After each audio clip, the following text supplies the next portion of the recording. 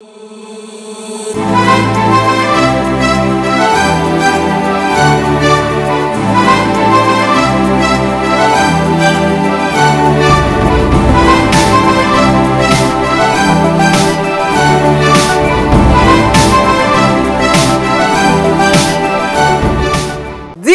et là, mon amabota na bino nyonso bozi occasion ya kolanda quel boule mag en mode ya rétro ya ngoyo e bandi.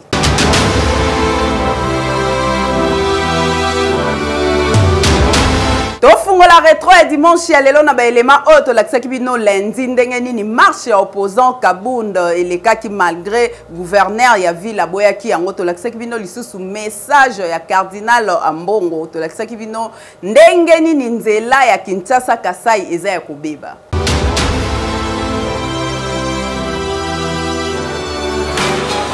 Ezalaki bongo na occasion ya 15e assemblée plénière et association de conférences épiscopales de l'Afrique centrale ACAC na mokuse oyo esangisaki bongo ba évêque ya RDC ya Burundi pe Rwanda dimanche 14 décembre 2025 oyo bondi melanga ikende cardinal Fridolin Ambongo a dénoncé na motema moko ba accord diplomatique en cours notamment ya Doha na ya Washington oyo tisiko seloye etikali kopekisa te chute ya ba localité mususu na est RDC. Na même occasion sengeli koyeba ke cardinal Fridolin Ambongo appelé bongo pour la mise en place effective ya pacte social pour na bien vivre ensemble initiative oyo ezalaki bongo porté conjointement et pas ya Senko na église du Christ au Congo ECC na mokuse. C'est ici les lieux de convier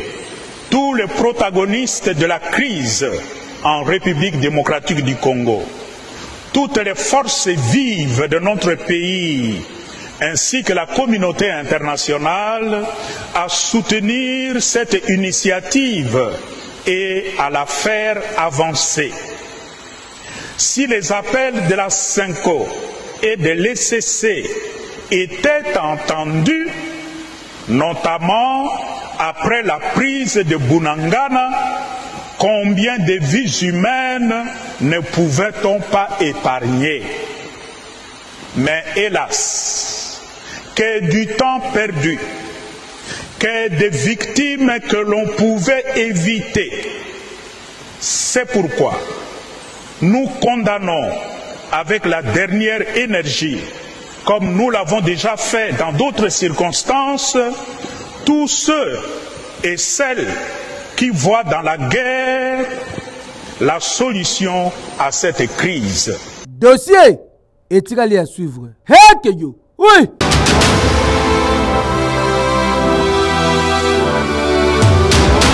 Malgré interdiction, il y a patron de la ville province à Kinshasa, Daniel Bumba, c'était né la marche de la coalition de la gauche congolaise, oyo ya opposant Jama Kabunda Kaboun, bondi melangaike, lundi 15 décembre 2025, na tongo déjà, constat ya quel boulmak, ezalaki ke, circulation ezalaki bongo timide, na bakwa ebele, mitu kezali kotambola ya moko, na nzela pe bana classe, bazalaki remarquable te.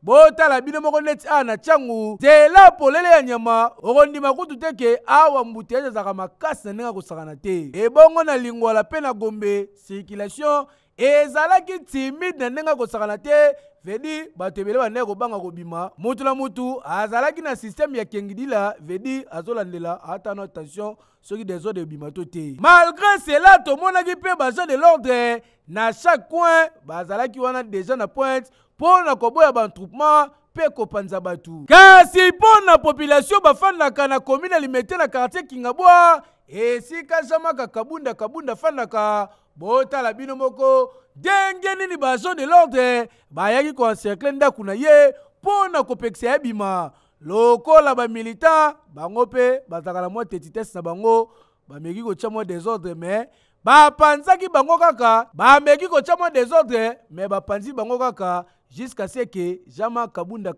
atikali kaka na kati baboye abimata libanda yoka communication. Président abimite batindeli biso awa mituka ya bama ya moto, mituka ya bakabasele ba policier ba interdire Jama Kabunda abimate le fils idéologique de Sphinx délimité babi abimate atambolate yango la présence na biso awa tobi marche eza pacifique dans un pays démocratique pourquoi vous avez interdit marche aussi longtemps ezali régime na kati ya constitution na biso en tout cas nous sommes très désolés bakangi batu babeti même batu bakangi ba camarades na biso bakangi ba population babeti bango baboto bango ba téléphone baboto bango bambongo baboto bango biloko bakangi balandi batu mbanga batu musu bakwei batu musu bazo na ngambu na bango pe ba chauffeur batalisi pourquoi lelo basali cop na bango comme d'habitude te pourquoi circulation la timide yoka bango jean le mois qui ba kezambe kubanga bakamna vome bimé belete donc kubanga eze belé pour parce que ba no saki biso ke ville morte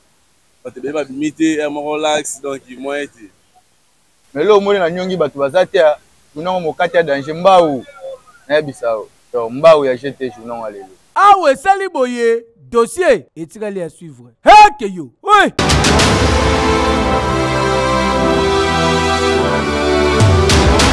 awa tozali na route nationale numéro 1 nzela oyo bomoni euta Kinshasa kenda tika nanga yango pe sungaka po na kokoma ti na ville Chikapa awa tozali na province ya Kasai kotala eta ya nzela zelotiki kutu ekosa po ba grand caro esalaka ba voyage ba trafic kotoyo basufaka na ndenge ya kosakana te tala ndeti bandeko bayaki bache mutuka mupanzi bango moko bakopéran bakiti nano bazwi bapau babandi isuko longola zelo po baluka moyen nini bakoleka awa des fois mutuka ekoki kokanga mabanda tongo bopeti pokwa bozwi même retard ya voyage bolali oyo ekomi makambo alobi na tongo soki mbule beti awa difficulté bomoni ekomaka lisusu fois ba chauffeur bamonaka nde ya bango bwale mutuka kokangama parfois marchandise evandi na bato babande kozela basomba bakozele bele na ndenge ya kosakana te nde bomoni bandeko bakiti awa baza obligé ba décharger lisusu ba marchandise bacha pembeni po mutuka comme un peu léger l'état balongola zelo ndenge bomoni baosala mo mupanzi bo après ba continuer nzela na bango pongi pe ko kozwa yo awa olali likolo zelo oyo imaginer souffrance ndenge baza bo énergie to esili po depuis ba ndeko longola zelo oyo imaginer boale souffrance ndenge ni bandeko bazomona wa ba communiquer boye posmeza makati papa bana tongo titi bana lobiti tuna liete côté to yepe boye nzela bisobe mais eso sala biso ba manyanga moko boye ya bobangi ya banenge moko boye ya ba mabe makadama ngo mone ngo zawe kuna nzela zate talande dozali to sali combien de jours nzela yo déjà 3e journée talande doza tozolia te donc eloko moko ezate nzela ya donc route nationale ya mboka ya président Fachi Beton yango ya kokamwa na nyonso oyo ezalike na niveau ya péage bafutaka 400 000 francs par mutu kutu awa makambo ya kodiscuter ezalaka te il faut futaka montant bakatelio mais tala réalité eza na nzela awa pasi pe mawa oyo interpellation ya makase pa ya bakonzi po soki banzelo esalemi ekoki pe ko faciliter biloko ebele eutaka mboka eutaka ba province e banda kokoma Kinshasa kitoko yo wapi de même que oyo uta Kinshasa po kende province trafic esalemaka kitoko po boye mabe makasi et anormal tin que yo oui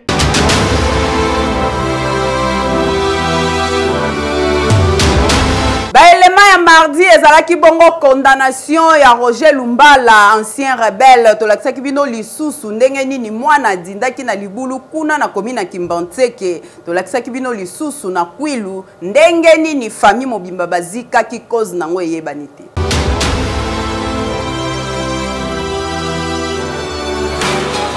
Cour d'assises à Paris est condamné ancien chef rebelle congolais Roger Lumbala na 30 ans de réclusion criminelle pour azali reconnu coupable yaba crime contre l'humanité.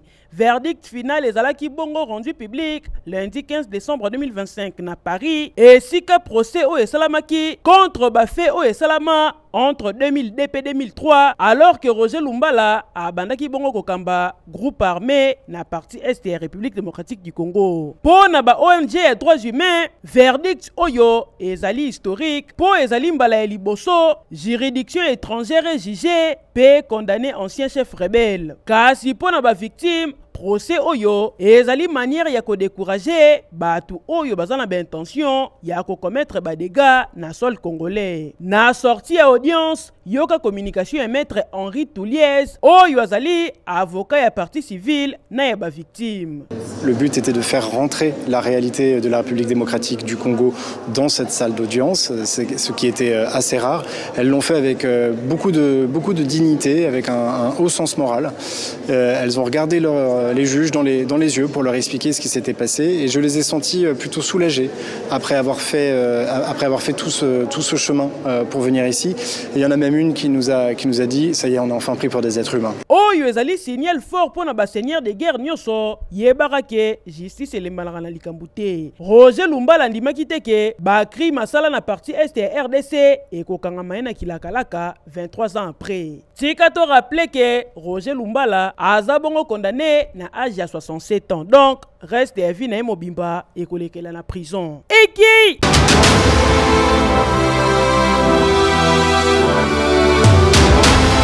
Tozali 20h30 s'il vous plaît.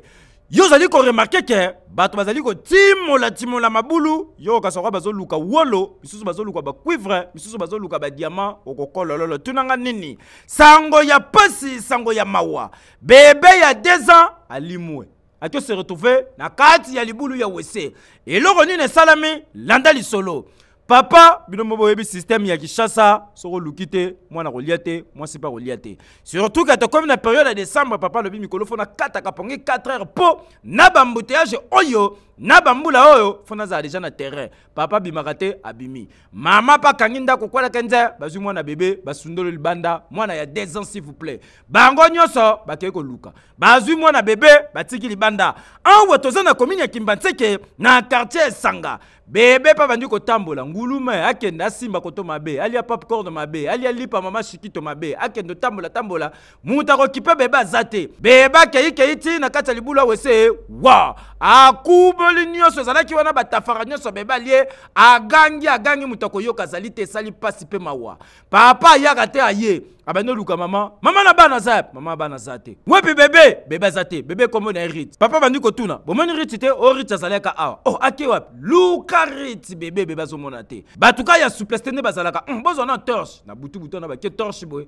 mutalingaka osala système alinga kitsa boy atala boy loboko abie boya na moni mwana ba bandi ko belela zwa pa ubanda ko timola ya pasi sikweza nini. Tant bazo timola, bebazo kita. Tant bazo timola, bebazo kita. Na moyen ya koluka kozwa bébé salite sali pasi pe mawa.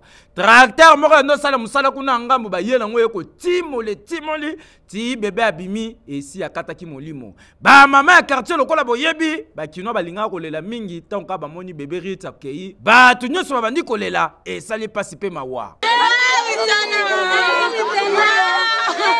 Nenge moko maman bomoni yazolela bien mulangina déjà ya gene pembeni donc wana déjà bébé loko la kei eza na imprudence ya ba para ngapela changina lupango na moni ka bato okima bela mbango apena ye kolanda na kateta to bitumba to ya botoka mwana sek na bino ko sambela kana ye adini na wese to ko tala ngai moko pena na kuta mina tie mutu na sena yoki mwana pena ni ngale mama to ngiba au secours to subo bana mo babimisa mutu epona ye na bana ne kokanité na ke obenga tracteur ye comme na quelque part ce qui gêne nga wita ki so gêne nga wita ki wapi songa na mwana ngo sa kufi na leli conseil na pesa biso ba pareil za kwasi na memi dixième na nga wuta 9 mois mwana komi boye e koma lelo ke mwana zili la toilette atiki biso 2 heures et demi eza souci bana bota mwana na mona likambo te bazo timula libulo lokola ba timula diamant oye salami awa il faut interpeller ba parents et ya normalité tozo na période ba fête bobimi bokyo luka botiki mwana bino moko ba kanga bino bosa boloko wallahi ya normalité heke yo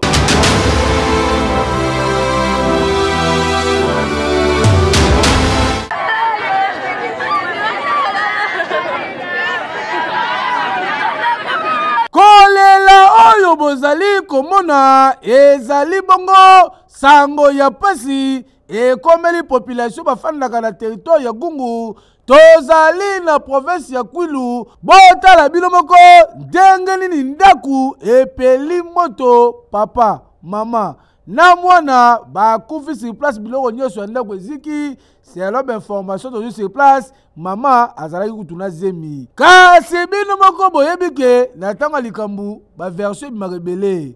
Neti batu mususu bazali koloba ke ezali kake.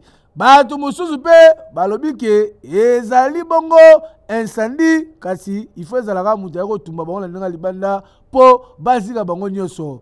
Na ngongo tozali kobaboye papa, mama na mwana bakufi ata eloko moko te ezali sauve nyonso eziki ekomi poussière makala pasi na mawa batu bazali consolable mutu na mutu azokanisa nde bazali kofanda bien na famille oyo.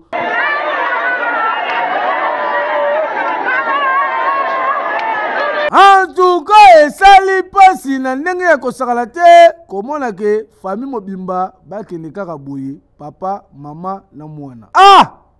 Jusque là, eloko penzi esali ke bazika boye to pe créer incendie oyo ezali koyebana te. Heke yo! Oui!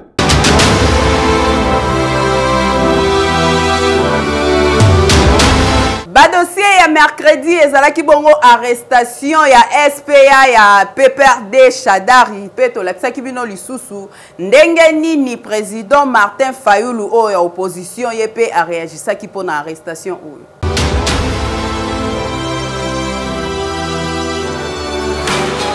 Banani bakangi Emmanuel Ramazani Shadari butu tozali 3h40 na ndaku na eba yoka kaka ba homme en uniforme bakoti awa banani ba garde républicaine. Tozoluka Emmanuel Ramazani Shadari mbala moko na chambre mwana na ye ya mobali oyo akumbaki bangoti na chambre ya papa na ye. Ba memi Shadari awa esika ba memi ye famille na ye ba yebite ba proche na ye ba yebite. Bakangi kaka ye moko te bakangi na ba cuisinier na ba policier mususu bazalaka affecté awa pour la sécurité na ye esika bakumbi bango jusque là famille yebite babandi ko tambola bakei oya bakei na ba service mususu ya sécurité oyo boyebi pona koluka koyeba esika papa na bango to mobali ya mama Wivine Shadari azali batikali pe kozwa réponse moko te jusque là mais awa mwasi na ye mama Wivine paipo a communiquer boye na onyo se komelaki bango yoka ye vraiment makambo na moni nane komela ngai te. Ezalaki na 3h40 du matin. Bajier na batu mususu bazalaki na tennis civil. Bakotelinga na ndako moins 40 personnes. Koti na chambre. Bake bazui papa, bakitine na se. Bazui na bone na ngai, bazui 3 policiers na chauffeur moko. Ngana lobi boke na ye wapi eroyo. Ote toke kaka tokozonga na ye. Ya za mtu munene toke na ye kaka. Ngabi mutu munene bozwa ye eroyo. Boye ata na convocation te, boye ata papier moko na tuni bino ezate. Vraiment na insister me mutu moko te ayoke lingai. Ngana lobi sirse azape souffrant, na zuba kisi na ye, na mai na kende nala nanga bito kende kasibiso nyonso, ngana ko pesa ye bakisi na ye. Na komi na mutuka ba matisi papa na mutuka bakangi porte bazalaki si jipe na bisi moko ya pembe. Na mata na mutuka baboyi batindiki ngai tina se. Bango bakei ngana tikali. Ti sikoyo nano na moni mobile na ngate na yebi pe place azate. Aza politicien non armé mais aza politicien opposant. Vraiment na regrette mingi. Na regrette mingi na gouvernement oyo. Famille bazali ko jire ba retrouver Emmanuel Ramazani Shadari na bango oyo depuis quelques heures azomona na te esika bakei na yepe ba yebite nani nda kopesa bango réponse nani nde akoyebisa bango esika oyo bango nde kwa kei jusque là dossier tikali à suivre pour famille balobi bazo mener ba démarche tout jusqu'à ce que ba retrouver papa na bango père de famille o baki na ekaka boye atikali pe ko sala elo côté selo bango dossier oyo tozo landelango de près keyo oui.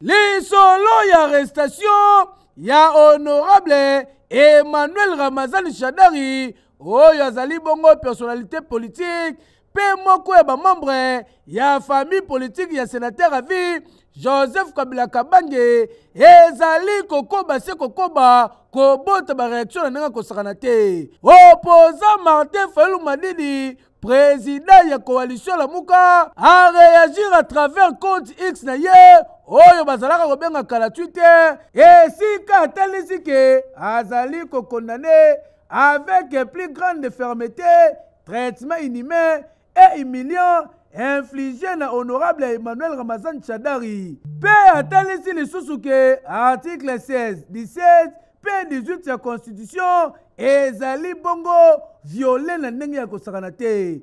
Mutu moko te azali likolo ya mibeko RDC ezali ko mérité état de droit kasi ezali ko mérité ba arrestation arbitraire te. Donc pona Martin Fayulu arrestation ya Emmanuel Ramazan Chadari ezali bongo arbitraire pe azali contre yango na ndenge ya kosakana te. Dossier yo tokolandela yango tina suka entre temps etikali à suivre. Heke yo. Oui.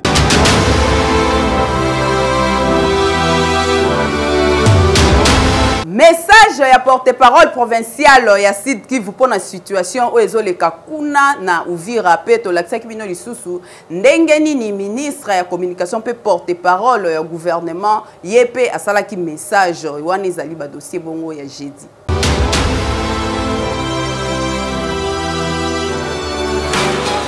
Est-ce que AFC M23 na armée rwandaise ba se retirer na Uvira toté? Déjà boutou ya mercredi po na kolamuka jeudi ba image bandai ko circuler na toile ndenge bakangi bisaka na bango bazokende na ngambu ya gouvernement selon porte-parole à gouvernement ministre à communication Patrick Muyaya ye alobi izosenga vérification ya ba autorité boyoka ye. Le retrait, c'est une opération qui doit être vérifiée. Par qui? Par qui? Mais justement, justement, dans le contexte Tozanango, Naouta Webisa Bino Awa préalablement, parce qu'il n'y a pas de MONUSCO à Bukavu. Oui. Il n'y a pas de MONUSCO à Bukavu. Et donc, Bango ba conditions Oyo Baché, c'est des conditions qu'on ne peut même pas considérer. Ça veut dire que Oyo Bango il faut basala Ezaka Kaba Bima. Bimi, Bakei, on même pas resté à 5-10 km, non. La vérification du retrait et qu'au salama, qui ba autorité nabiso bazongi sur place. C'est là que ça va donner la preuve à tout le monde que Babimi. Oyozi tiki civil. Oyozi, on a biso Tozaka à 2 km. Tozaka à 5 km. À 5 km, ça c'est pas le retrait. Ezak Ozalaka Pembeni. Et puis ceux qui bâtissent qui déjà infiltré. On connaît la méthode. Pe bazo préparé nayo toyoki na ba information mususu bazo préparé bango moko ba rwandais une attaque qui va attribuer aux FDLR au Rwanda pour na olobake bisoto attaquer bango. Donc c'est toute cette vague de manipulations pour laquelle nous demandons à nos populations d'être vigilants. Muto ko saoté. Ce qui retrait est vraiment effectif. Les mouvements des populations à Uvira.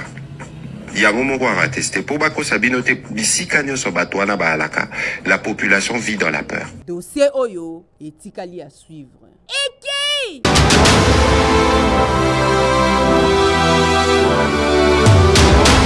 Le gouvernement provincial du Sud Kivu suit de près l'évolution de la situation sécuritaire dans la ville d'Uvira depuis l'annonce par l'AFC M23 dans la soirée du 17 décembre 2025 de son retrait progressif qui devrait se clôturer ce jeudi 18 décembre 2025. Des informations crédibles en notre possession font état d'une dissimulation teintée d'un retrait pour plusieurs réseaux qui méritent une rigoureuse analyse. 1. En visualisant les vidéos envoyées dans les réseaux sociaux, toute l'équipe était presque vide car n'ayant à l'intérieur que les chauffeurs et un ou des éléments à bord. 2. La communication sur ce retrait est floue, en ceci que les rebelles n'ont pas précisé jusqu'où ils devraient se retirer. Et pourtant, ces retraits devraient être supervisés afin de se rassurer qu'ils se sont repliés jusqu'à leur ancienne position. Je parle de Kamanyola. 3. Tard dans la même nuit, tous ces militaires vus à pied pied ont pris la route Mwami en passant par les collines de Kashekebwe à destination de Moye et au plateau d'Uvira pour rejoindre leurs alliés, les Ngumino, les Tuguaneo et les Red Tabara à Minembwe dans les territoires de Fizi afin d'encercler la ville d'Uvira. 4. Les militaires qui avaient déjà foncé vers Makobola à destination des Baraka sont toujours à 9 km de la ville d'Uvira avec toute leur artillerie, sans intention aucune de rentrer.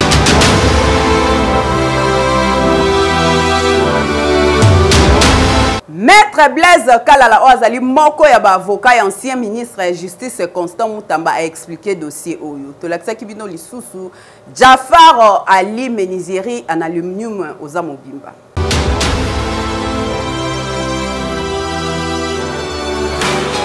Voilà, il faut qu'on précise, requête au Kotisaki ezaki pour la libération à Constant Moutambate. Mais alaki requête oye kotaki pour déclarer inconstitutionnel vote et salamaki na niveau de l'Assemblée nationale. Faut comprendre, hein, oyo et pesaki ningisa, la procureur général a saisi cour constitutionnel. Yangonde to kotisaki yango depuis tozaki na cour de cassation pour na loba, cour constitutionnel a salsabiso pour déclarer cette requête irrécevable. Yangonde depuis tout ça qui a les londes ba traité et puis ils ont décidé balobi pour na bango requête wana ezali inconstitutionnel te ezali constitutionnel. Mais en ce moment batangi kakao bazobenga dispositif ba maloba ya suka o ba juge ba décider totangi nanu motivation te poto ba lolenge nini ba considérer que vote wana ezali conforme à la loi ou il n'était pas conforme à la loi. Donc les deux requêtes au kotisaki pas déclarant recevable mais non conforme à la par rapport à la Constitution. On a estimé que la requête wana ezali conforme nani ba décision bazwa ezali conforme à la Constitution. Voilà na mukuse oyo tokoki koyebisa bino na oyo uti koleka na cour constitutionnelle na minute oyo. Oyo ba militants na to population bazela ni. Non, basé là, parce que le combat juridique est si l'inanté, nous allons continuer toujours au Bunda sur le plan du droit et nous faisons confiance à la justice de manière à ce que Constant Moutamba soit rétabli dans ce droit. Basala toujours n'a espoir que Constant Moutamba a Kobima et a continuer au Salam Salana.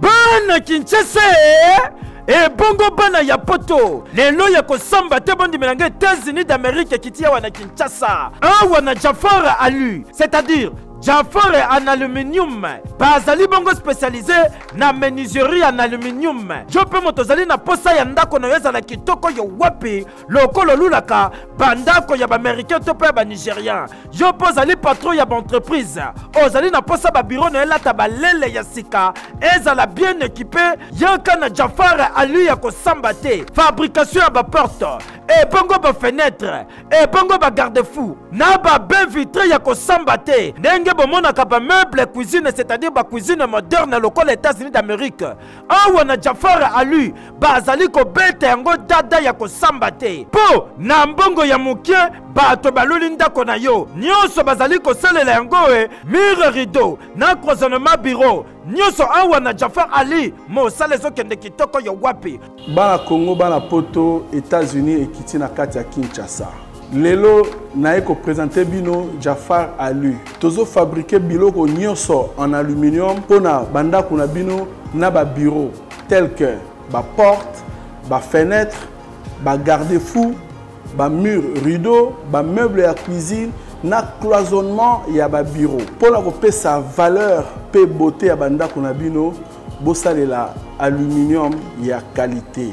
Na lobi bien aluminium ya qualité na Jafar Ali. Tena ka kandengo moni dépôt na atelier zali bien équipé. Tunanga nini opesi kala mbongo na yo kaka na mbongo wana transport ya matériel eza na kati. Ba ye nango ti na kati ya chantier waso. Okani Cécilie tete ba bandi pe ko poser tala elonga yenga ye. O tuninga adresse zali place ko bunga te ezomi na avenue Saint-Christophe numéro 1439 référence OV2 tozabongo na commune ya Limete Funa. To toloba lisusu nini yaboye biso nyonso toweli na Jafar Ali pour que bandako na biso ezala bien équipé heke yo.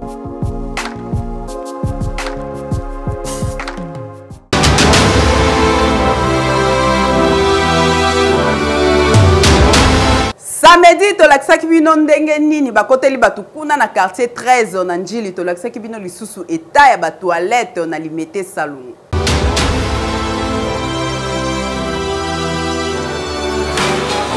Oui, bika bandako batol bomoni nyonso changer couleur rouya boye. Yo ka sango loka place baboko la basoso, luvuno nanga tunanga nini. Ezande ba wese. To komona makam na Kinshasa. Awa tozana limete salongo, précisément na avenue Motema. Équipe ya quel boule magazine. Ekiti pona ko lakisa réalité zali koleka awa. Bandako nyonso bozomona boye, bango batonga ba wese ndenge bozomona. Tokota kate tokoti kiu tala wese. Bachango pena bien ndenge ba pavé, okofandisa pena de makolo zuli kolomoko tchekoto likolomso tchekoto. Fandi peno kiti si système nyoso ten soki peza ya mai rosamba so peza ma kaso no mesana ko lia kwango ko tuna ngulu système nini bacha awa soko koti wese ozwa pe kantina ma oyo na ngobwaki yo ka soko mai nyoso babwaki ona na système atafara ezali ko kele na faux septique yenga ye luvulu nanga tunanga zoke wap na mai njili tala yango ba salon système ta ba chonde tanami lokwa munduki nyoso lokwa char de combat lokwa ba uzi au côté forme. Le quoi obi nion se tandami pena 1 2 3 tio et tandami. Avec qui parate otongi wese na ochara tio nion se na mindile ezo yamba. O kitio sali système na yobora o mona yango moko kei. Système ezo renya awa yango to boki misu mukela kata forme tala mutana fandi kuna na poye wana osala système do nenga zana amona pas cité soit si ça kei abwaki. Awa to remarquer oninga ba wese tonda raté po okobeta 1000 ans. Soro yoko futa na koto bosana po lisolo ko pepa wese bosana oh mama le pang dale toni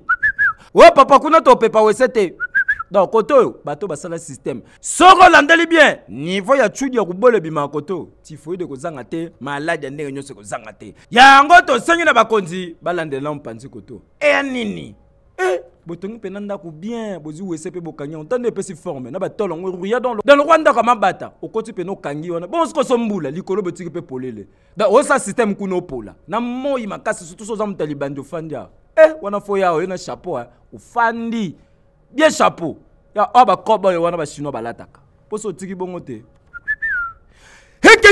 Merci pour la confiance et fidélité. Vous continuerez à couper sa biso awa na quel boule mag. Vous comprendre que tu comme na souka ya édition na biso ya lelo tika na pesa mbote na mon vieux Mati Wali Floyer alandara quel boule na ndenge o sakanati. Eki!